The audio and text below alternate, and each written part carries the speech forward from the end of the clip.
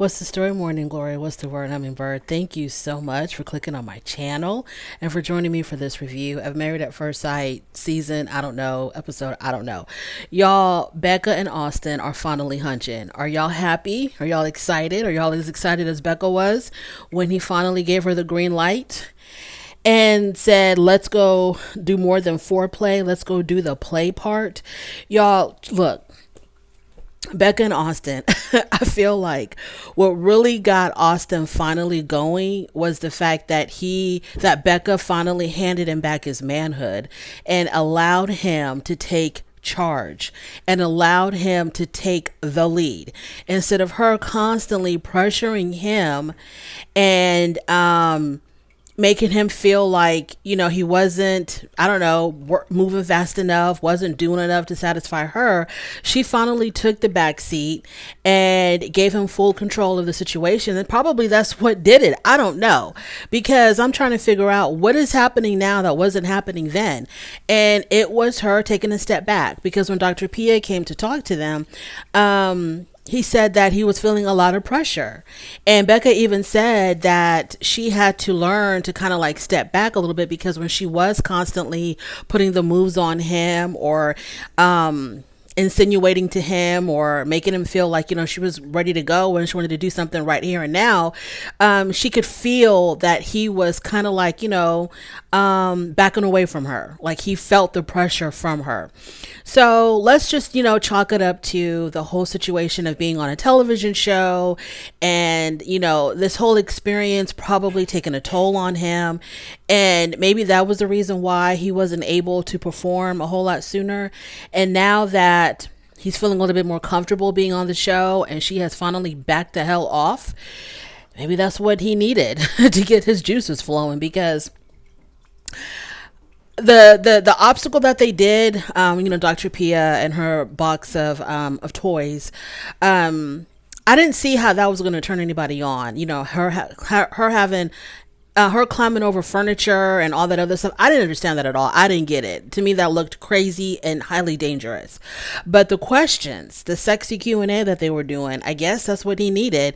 And for him to like plan out the evening, to plan out the night, how things are going to go, and for him to take that initiative, and for him to decide when, where, and how things are going to get done. I think that's what finally did it. So I'm pretty sure they made it happen. I'm pretty sure that they officially consummated their marriage, and I'm totally happy, because we don't have to hear about this same topic over and over and over again, dealing with whenever we have to watch Becca and Austin.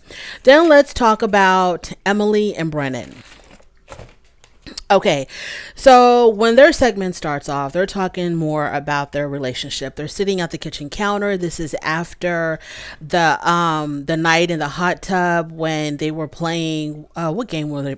That Q&A game where they were asking each other questions, like really deep questions to get to know each other better. And he ended up getting up and walking away because he couldn't take it or whatever. So this is after that. This is the day after. And Brennan says that he's feeling a whole lot better. He's in a much better mood, and he was even apologetic about his behavior the night before. Obviously, Emily did appreciate it, but she's tired of the yap. She wants the words followed up with action. She wants to see him making the changes and not just talking about how he's going to do better. So then they do they write the letters to their younger self activity. I'm not really interested in that. The only thing that I want to point out was Brennan did get to open up a little bit more. So Emily got to know more about him and about his childhood and all of that, his history. So that was cute, but that's what I'm going to talk about with that. Moving on from there, Brennan is FaceTiming his best friend, and his best friend had a lot of good advice. His best friend had a lot. I'm like, move over, Dr. Pia. Let's get this dude on, because he gave Brennan some really good advice. So Brennan was talking about how he is not really having a romantic connection with Emily. The friend says, well, action speaks louder than words. So try to act more on the romantic aspect of your relationship. Brennan says that he is trying to like hug her more. I don't know why he thinks that hugging is like going to lead to anything or improve their intimacy or improve their connection. Because, you can hug a stranger. That doesn't really mean anything. So the friend says that Brennan can be really stuck on something. Like he can have one particular thing in his mind that bothers him and that will completely derail him. And instead of him just overlooking it or working through that one thing, he becomes like super hyper fixated on it and he can't move past it and he gets really, really into his head. So the friend advises him to be more flirtatious, make time for each other, and to show more interest in her. Like ask her, how was your day? How was your day today? And just to get the conversation flowing between them about things other than this damn relationship. And I was like, this friend is giving really awesome advice. So the friend asks Brennan, do you think it's ever going to click for y'all in the future? And Brennan says that Emily is one of the most amazing people that he has ever met. And he says a lot of really wonderful things about her, like how great she is, how amazing she is. And so he's hoping that things will finally click for them in the near future.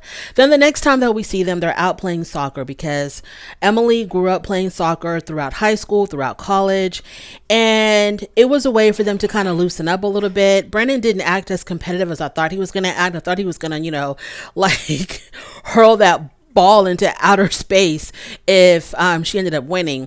But, he was cool with it all because he was actually, playing with someone who was practically professional. And so Emily, after they get done with all the soccer playing, they sit down and they're talking. And Emily talks about the pressure that her dad put on her when it came to being athletic and sports and playing soccer. And she talks about it in a way like she really resented it. Like she resented her dad putting all this pressure on her to be a great soccer player. And Brennan kind of turns it around and makes it more positive and says, well, do you think because of that pressure that you are this great person that you are today? You've got great leadership skills. You're assertive. You're very charismatic. And maybe, that was in the result of how your dad was with you when you were younger. And so Emily's kind of like, yeah, I'll give you that. And Brennan says that he wished that someone would have pushed him more in sports when he was younger. So they're having a really good moment. This is probably one of the most positive moments that Emily and Brennan have ever had. They're talking, they're communicating, they're getting deeper. Brennan is opening up more. So from the time that they did the letters to their younger self, now to the soccer, where they're playing soccer with each other, Brennan is like getting gold stars from me. Okay, he's doing extremely well. But then when Dr. Pia shows up, things take a wrong turn. So Dr. Pia is asking how things are going, and Emily tells her the good, the bad, and the ugly. And she talks about, how the hugging, the physical touch thing didn't go as well because Dr. Pia had wanted them to be more physical with each other. And Brennan's idea of being physical was just to like give her a hug. And so she brings that up. Brennan didn't like that. And so he got really frustrated. And so, Dr. Pia was like, what's going on, Brennan? Like, why are you getting upset? And he says, well, me and her had a conversation about the things that we were going to discuss.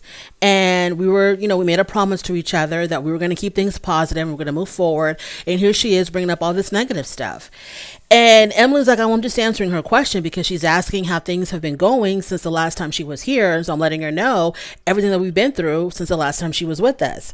So Brennan did not like that at all. And I can't really get into details of who said what because it was just too much. But the bottom line is that it seems like obviously Brennan is constantly putting on for the cameras. And Emily lets us know in her confessional that when the cameras are not there, Brennan is a different person. She says that he is a lot more reactive. So she kind of has to walk on eggshells around him. She said that she has to be really careful with what she says and how she says it because she doesn't want him to get upset. And so she constantly has to censor herself whenever she is talking to Brennan or dealing with Brennan. Brennan, of course, did not like this. Of course, because it was making him look bad. And as they were sitting there on the couch, Emily was so pent up and so like uncomfortable and very tense. Her body language and how she was talking, because she was talking very calculated, like she was watching her words, making sure, I guess, that she didn't say anything to really get him upset, because she was talking in a way that was kind of like very slow, like she had to put thought in every single word before she uttered it. So I'm like, it was almost as if she was feeling intimidated by Brennan. And so then Dr. Pia asks Brennan, do you trust Emily? And Brennan says, we're building on that trust. He always tries to keep it kind of positive and not release anything negative. And so then they wanted to know exactly when did she break her trust? And he says, well, like when she had promised to me that we were going to talk about certain things, and now she's talking about other things. And so Dr. Pia was like, so you want her to be more consistent. You want her to stick with what she says. If she promises to do something, you want her to stick with it. And Brennan is like, yeah.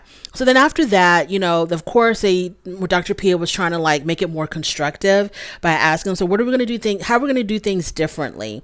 And so they both talk about, how they're going to be more respectful to each other, communicate more, blah, blah, blah, blah, blah. Honey, look, Brennan to me is a loose cannon. Okay. He's a loose cannon. I don't know what the hell Emily's going through when the cameras are not there, but it seems like it's nothing nice, because I think that Emily probably I feel like something happened before Dr. Pia showed up. Like they had some type of a conversation or discussion before Dr. Pia showed up that made her act this way during the visit. And I think maybe Brennan could have told her, hey, when Dr. Pia gets here, we're not going to talk about A, B, C, D, E. And if you bring all of that stuff up, I'm going to be really upset. So we're not going to talk about that. We're going to keep it positive. We're going to make her think that we're doing really well. You're going to highlight how I've, been better, how I've changed. And because he wants to put on for the camera, the way that he looked like, because I remember thinking, especially during the time after they had played soccer and they were sitting on the field and she was talking about her childhood and he was saying a lot of positive things, her response to him wasn't like, oh, he's saying these really nice things about me. And she was just kind of like, yeah, like she really wasn't. Like her reaction was not fitting what he was saying, because he was being positive, saying, oh, because your dad was so strict and he was so this and so that, it kind of made you into the woman that you are today. You're a leader, you're charismatic, blah, blah, blah. He was showering her with compliments, but her reaction wasn't like, oh, wow, thank you. And I think it's because she knows that he was BSing her. Okay, she knows that he was just BSing her. She knows that all of this, complimentary stuff, all of this flowery language, this is just putting on for the cameras, and he's not really like this. And once the cameras are gone, they're back in their dark space. So, Emily, this isn't going to work out, honey. I don't know what you want us to tell you. I don't know what you need to see happen for you to finally get it and understand that this is just not going to be happening. Moving on to Clare and Cameron. Okay, so Cameron went ahead and got his heart surgery. He didn't want Clare nowhere around him. He didn't contact her, didn't talk to her, none of that. He claims, I guess after he spoke to her after his surgery or something, he told her, well, I didn't want you around because I know that you are a worrier and I didn't, want you worrying about me. So I thought, you would have been better off back at the apartment. I'm thinking like he just didn't want her around, period. Like she don't want to be with me. I don't want to be with her. Why would she be by my side in my darkest hour? And that's enough about that. Moving on to Chloe and Michael. So the only thing that we got to see with Chloe and Michael is Michael showed up when the whole group was together. He showed up and he invited everybody to his wedding.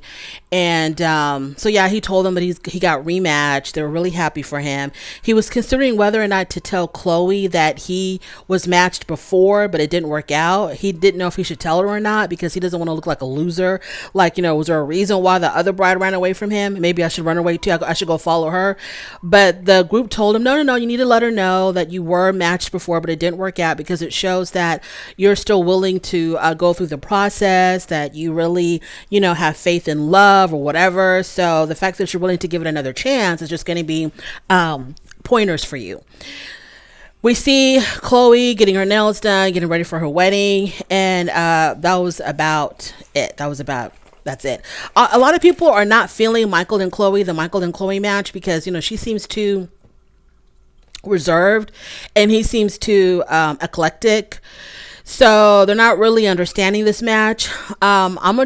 Maybe she needs someone who's a little more interesting than what she's used to. And maybe he needs someone a little bit more calm than what he's used to.